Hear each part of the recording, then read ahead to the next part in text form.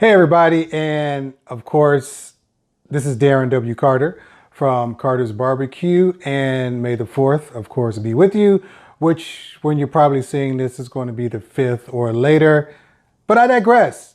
May the 4th be with you. Hey, today we're going to do not necessarily a tip per se, but here again, maybe another little kitchen testing. We're going to do a reverse seared tri-tip. So the reverse sear is going to be the tip. The test kitchen is going to be the tri-tip. Now the tri-tip is a very, very good select cut of beef. And I'll tell you more about that in a little bit. But let's get in the kitchen and let's prepare this tri-tip.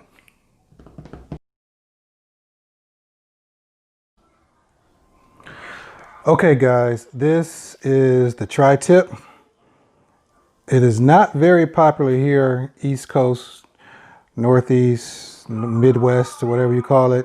It is really like a West Coast thing. I never found out about it until I started getting into more barbecue and finding more people on Instagram that I was like, what is this tri-tip thing? So this particular one I've ordered from Felton Angus Beef. I've mentioned them before. Somewhere down here, I'll probably have their link again and or website address. But what we're going to do is trim this up, try to get all this silver skin, get a little bit of this fat, trim all this up, this silver skin right here. Now, if you wonder where this comes from, it's like the bottom loin near the back of the legs, and it's a triangular shaped type muscle, thus tri-tip. But it is a good, excuse me, it is a good inexpensive cut of meat. They come between anywhere from 1 to 3 pounds, 3 being really, big probably. But low and slow, what we're going to do with this one is reverse sear it. And it's going to turn out pretty good. So, at least, of course, I think so. Okay, let's start trimming this up, and then we're going to throw it on the grill.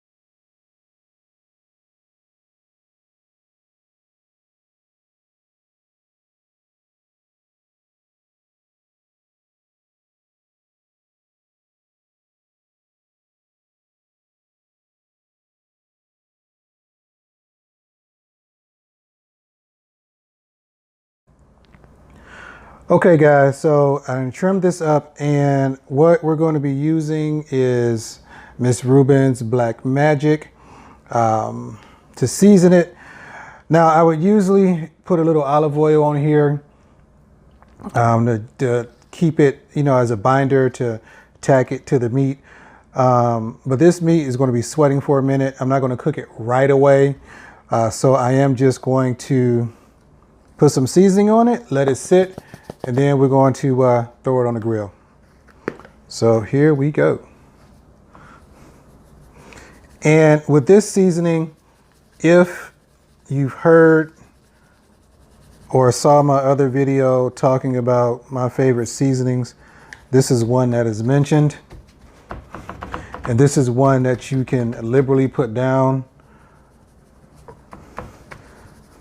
A lot of the seasons nowadays we're finding, they're low in MSG, they're low in sodium, so you can pretty much douse your food with it without the worry of having too much salt or anything like that. And if you're noticing, and if you see me do any type of seasoning, I never rub my seasoning in.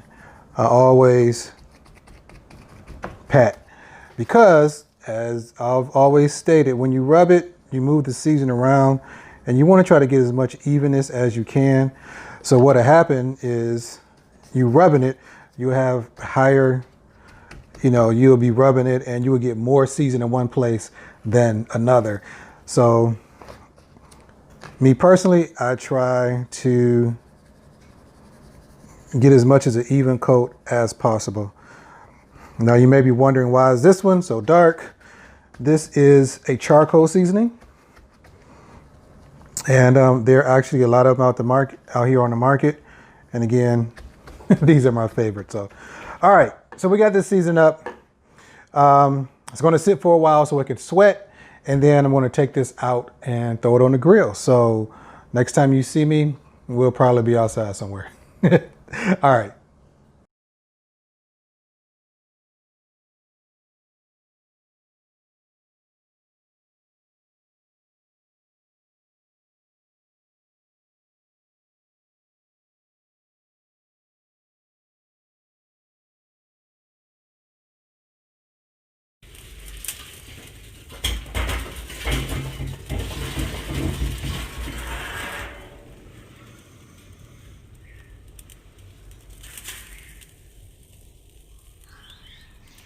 All right, excuse the sound quality. I forgot my mic, but nevertheless, I just put this on the pit barrel, and I'm going to be using my Inkbird here to get my temperature. And what I want to do is have it around, take it off about 110, about 110 degrees, and then I will be searing it. Let it rest for a while and sear it. Okay, y'all, I got the tri-tip here, and what I'm going to do, I'm just going to sear it both sides for about a minute and a half. I took it off at 110. I want to get this to about 130 for about a good medium medium rare. So let's go with that. Let's keep this here. Okay, well, this is the tri-tip. I brought it in. If you saw my other video about seasonings, these charcoal seasonings aren't pretty. Oh, but they're so good. So what I'm going to do, and what you should do every time you take a steak off of the grill, steak, hamburger, ribs, pork butts, whatever, brisket, let it rest. So I'm going to tint it with this foil. We're going to let it rest about 10, 15 minutes, and then we're going to cut into it. All right, see you in a minute. Okay, guys, here we are. I am going to try to do this behind the camera.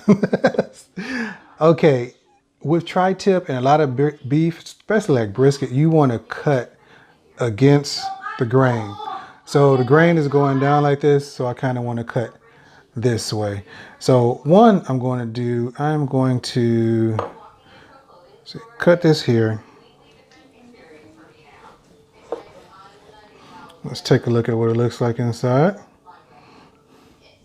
Now you see that juiciness? That is nothing. That is nothing to play with. Okay? All right, so let's cut a little bit of this.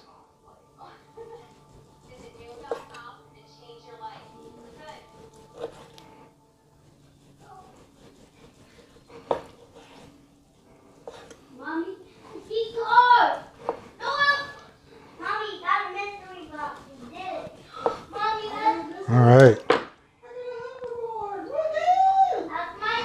This is pure gold.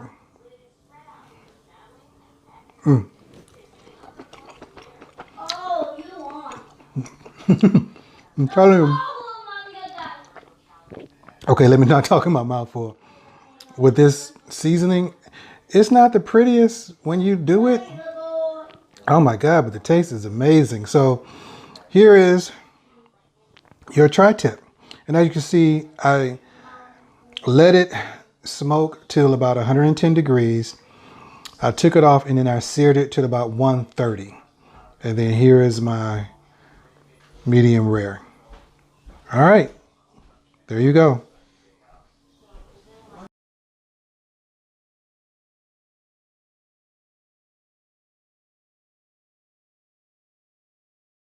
All right, guys, that's it. Hope you enjoyed this video like any other video that I put out.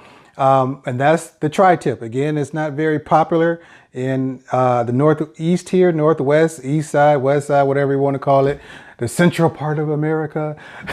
It is a good West Coast thing, but it's a great piece of beef that I'm sure that if you found it in your store, if you requested it, or if you go to Felton Angus Beef and requested it, you will not be dissatisfied with that choice. So as always, please, down below, you'll see all my social handles, share, like, whatever, follow, all that wonderful stuff.